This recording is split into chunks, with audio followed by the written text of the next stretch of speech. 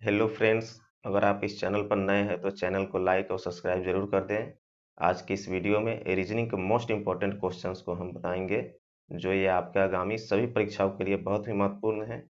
तो चलिए हम लोग चलते हैं और क्वेश्चन को देखते हैं। प्रश्न संख्या 1 है, नीचे दी गई प्रश्न में प्रश्न चिन्ह के स्थान पर कौन सा सही उत्तर होगा। तो यहाँ प्रश्न है कठोर, पत्थर और कोमल।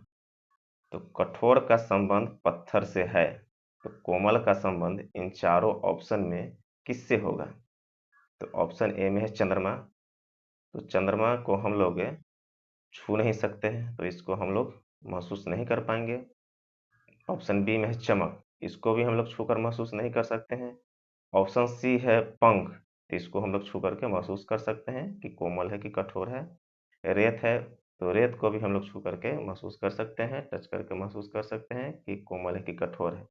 तो ऑप्शन सी पंख जो है हम लोग छूकर पता कर सकते हैं कि पंख क्या होते हैं, कोमल होते हैं। इसका ऑप्शन सी सही होगा।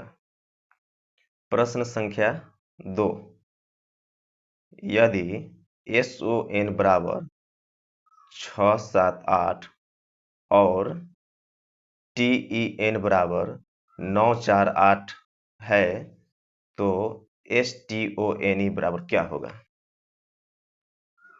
तो इसमें SON बराबर 678 है और TEN बराबर है 948, तो स्टोन बराबर क्या होगा क्वेश्चन है।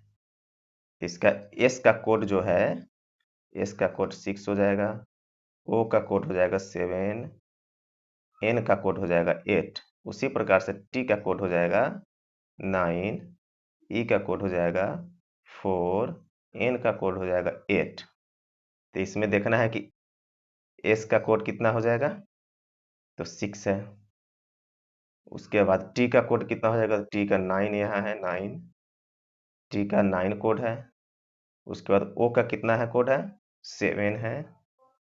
उसके बाद N का कोड कितना है, तो N का कोड 8 है यहाँ, तो 8 लिख देंगे यहाँ पर। उसके बाद E का कोड कितना है, तो E का कोड है 4 है। तो इस ऑप्शन में 69784 कौन सा ऑप्शन में है। तो ऑप्शन ए में देखते हैं 69797, यह भी नहीं है। ऑप्शन बी में है 69784, तो ऑप्शन बी में ये जो है मैच कर जा रहा है, तो ऑप्शन बी ही इसका सही जवाब होगा। प्रश्न संख्या 3, एक आदमी का मुख पूरब की ओर है, यदि वह घड़ी की विपरीत दिशा में 270 डिग्री घूमता है, अब उसका मुख है। तो इस क्वेश्चन को बनाने के लिए सबसे पहले हमें दिशा का ज्ञात होना जरूरी है ना। तो ऊपर यहाँ उत्तर हो जाएगा, इधर पूरब हो जाएगा, इधर पश्चिम हो जाएगा और सबसे नीचे दक्षिण हो जाएगा।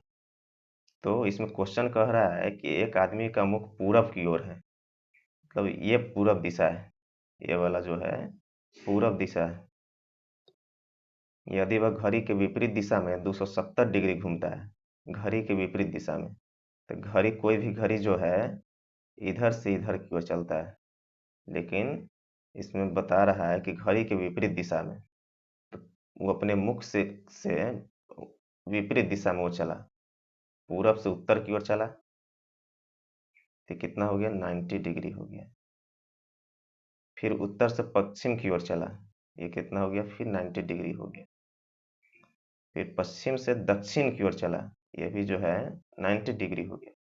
अब तीनों को जोड़ करके देखते हैं, तो 90 प्लस 90 प्लस 90 270 हो गया। तो यहाँ 270 डिग्री ये पूरा कर लिया। तो पूरब से किधर की ओर वो आया, दक्षिण की ओर आया।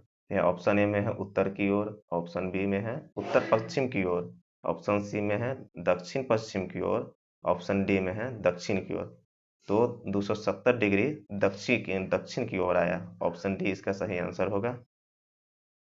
प्रश्न संख्या 4, नीचे दिए गए अक्षर एक निश्चित पैटर्न का पालन करते हैं, तो प्रश्न चिन्ह के स्थान पर आने वाले अक्षर के लिए सही विकल्प का चयन कीजिए। तो ऐसे प्रश्न को हल करने के लिए सबसे पहले हम अल्फ़ाबेट के लेटर्स में देखते हैं कि कितने का डिफरेंट है। तो सबसे पहले हम लोग सी और जी में देखते हैं कि कितना का डिफरेंट है इसमें। तो सी के बाद डी लेटर आता है, डी के बाद ई आता है, ई के बाद एफ आता है, तो एफ के बाद जी आता है। यहाँ 3 लेटर का डिफरेंट है। फिर एम और आर को देखते हैं। एम के बाद क्या होता है, एन होता है, एन के बाद ओ होता है, ओ के बाद पी होता है, पी के बाद क्यू होता है और क्यू के बाद आर होता है। तो यहाँ देख रहे हैं कि हम लोग 4 लेटर्स का यहाँ डिफरेंट है। फिर डी और जे में हम लोग देखते हैं कि कितने लेटर्स का इसमें डिफरेंट है। तो डी के बाद कितने होते हैं, ई होता है, ई के बाद एफ होता है, एफ के बाद जी होता है, जी के बाद एच होता है, एच के बाद आई होता है और आई के बाद ही जे होता है। तो इसमें अगर काउंट करके देखेंगे तो 5 लेटर्स का डिफरेंट। फिर ओ का देखते हैं। तो इसमें देख रहे हैं कि क्रम संख्या जो है एक एक बढ़ते जा रहा है ना।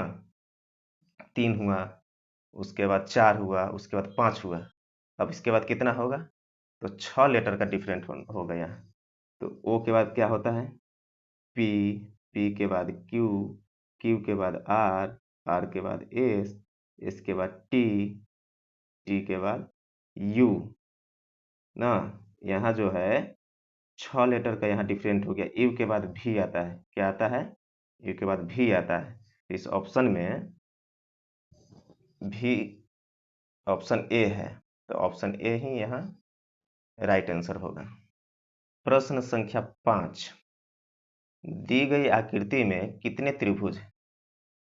तो ऐसे प्रश्न को बनाने के लिए हम लोग क्या करते हैं, तो सबसे पहले इसमें ट्रायंगल गिनते हैं कि कितने ट्रायंगल। तो 1 है, 2 है, 3 है। तो इसको हम लोग तीनों को काउंट कर लेते हैं। 1 + 2 + 3 कितना हो जाएगा, 3 2 5 1 6 हो जाएगा। और सेम इसी तरह से ऊपर भी यहाँ क्या है जी, ट्रायंगल सेम। तो इसमें 2 से मल्टीप्लाई कर दिया तो 6 दूनी कितना हो गया, 12 हो गया। तो इसमें ऑप्शन ए जो है इसमें 12 आंसर है। इसका सही जवाब ऑप्शन ए 12 होगा। प्रश्न संख्या 6, दर्पण में देखने पर एक घड़ी 4:40 समय दर्शाती है, तो सही समय क्या है? तो इस प्रकार के क्वेश्चंस अगर किसी भी एग्जाम्स में होंगे तो उसको बनाने के लिए आप लोग क्या कीजिएगा कि 12 बजे में से जो भी अगर टाइम रहेगा उसको घटाना है। तो 11:60 क्या हो जाएगा, ये अभी 12 ही बज रहे हैं, 11:60 12 ही होगा। अब इसमें से 4:40 को माइनस कर देंगे। इसको बनाने का यही तरीका है। तो 0 से 0 माइनस करेंगे तो 0 होगा, 6 में 4 से माइनस करेंगे तो 2 होगा और फिर यहाँ टोटल 11 है। 11 में अगर 4 माइनस किए तो 7 होगा। तो यही 7:20 समय इसमें ज्ञात हुआ। तो ऑप्शन इसमें डी 7:20 है। तो यही सही आंसर है।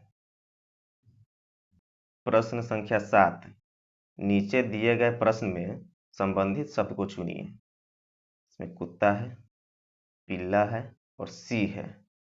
तो कुत्ता का संबंध पिल्ला से है, तो सी का संबंध इन चारों ऑप्शन में किससे होगा? तो कुत्ता के बच्चा क्या है, पिल्ला है, तो सी के बच्चा क्या होगा, ऑप्शन सी शावक होगा। इसका सही जवाब, सही आंसर शावक होगा। तो सी का संबंध जो है इसमें शावक से है। प्रश्न संख्या 8, नीचे दिए गए प्रश्न में संबंधित शब्द को चुनिए। डी का संबंध 45 से है और बीसी का संबंध इन चारों ऑप्शन में किससे होगा? तो ऐसे प्रश्न अगर किसी भी एग्जाम्स में अगर होते हो तो उसको बनाने के लिए सबसे पहले हम उसको देखते हैं कि ए कौन सा स्थान पे है, बी कौन से स्थान पे है, सी कौन से स्थान पे है, डी कौन से स्थान पे है, ई कौन से, इस तरह से जेड तक देखते हैं। तो अगर देखा जाए इसमें तो ए जो ए बी सी डी, ए 1 स्थान पे है, बी 2 के स्थान पे है, सी 3 के स्थान पे है, डी 4 के स्थान पे है ना। वही ई रहेगा तो ई हो जाएगा 5 के स्थान पे। तो वही डी ई का यहाँ 45 दिए हुए हैं। तो BC का संबंध किससे होगा? तो B जो है दूसरे स्थान पे है और C जो है तीसरे स्थान पे है, तो ये क्या हो जाएगा? 23 हो जाएगा। इसमें ऑप्शन में कौन सा ऑप्शन में 23 आंसर है? तो ऑप्शन नंबर डी 23 है, तो इसका सही आंसर ऑप्शन डी ही होगा। प्रश्न संख्या 9, यदि 5 + 7 = 21 है एवं 9 + 4 = 31 है, तो 7 + 9 = क्या होगा? तो इसमें एक कॉमन चीज दिखाई दे रहा है कि अगर 5 और 7 को जोड़ते हैं, 5 + 7 = कितना हो जाएगा? 12 हो जाएगा। अगर इसको गौर से देखिए कि अगर 12 को अगर उलट दिया जाए ना, पहले 2 लिखा जाए उसके बाद 1 लिखा जाए तो 21 हो जाएगा। तो 21 यहाँ जो है, यहाँ 5 और 7 = 21 दिया हुआ है। फिर 9 और 4 को जोड़ा जाए तो कितना हो जाएगा? 13 हो जाएगा। इसको अगर उलट दिया जाए, पहले 3 लिख दिया जाए उसके बाद 1 लिख दिया जाए तो कितना हो जाएगा? 31 हो जाएगा। उसी तरह से 9 और 7 को जोड़ा जाए तो कितना हो जाएगा? अगर 7 + 9 को जोड़ रहे हैं तो कितना हो जाएगा? 16 हो जाएगा। इसी 16 को पहले 6 और उसके बाद 1 लिखे हुए उलट कर लिख दिए हुए हैं, तो इसमें ऑप्शन ए में 61 है। इसका सही आंसर ऑप्शन ए 61 होगा। प्रश्न संख्या 10, दर्शाए गए चित्रों में से निम्नलिखित के लिए कौन सा संबंध सही है? तो प्रश्न है तोता, पक्षी और चमगादड़। इसमें देखना है कि पक्षी कौन है। तो पक्षी तोता हो सकता है लेकिन चमगादड़ नहीं हो सकते हैं, क्योंकि चमगादड़ जो है स्तनपायी है। तो इस वेन आरेख में हमको देखना है कि अगर ये है पक्षी, उस पक्षी के अंतर्गत ही तोता आ जाते हैं, और चमगादड़ क्या है? स्तनपायी है। तो इस प्रकार का वेन आरेख जो है ऑप्शन सी में बना हुआ है।